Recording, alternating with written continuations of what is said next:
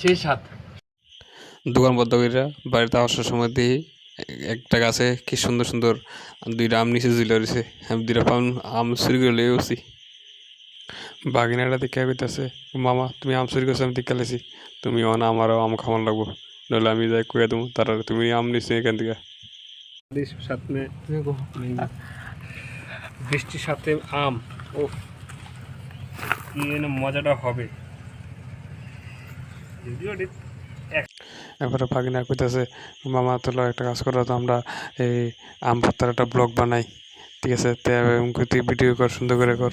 এরপরে বেশ কি সুন্দর করে দেয়া, হঠাৎ করে আকাশে মেঘ ধরে রয়েছে, তে এটি রেকর্ডিং করতেছিল। আমি আম দেখাই, দেখো কাটতে কুচকুচি কাটতেছি। শুকনা লঙ্কা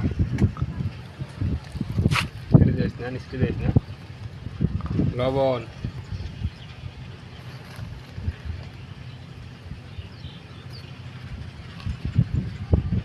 গুঁড়া লঙ্কা,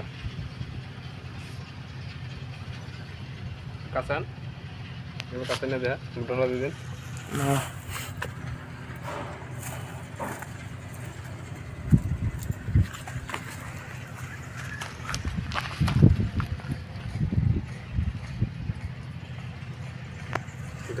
দেখা এখন মেখে নেব।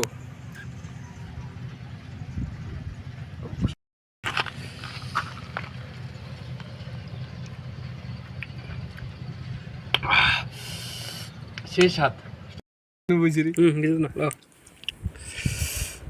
মামা কেমন রে? সেই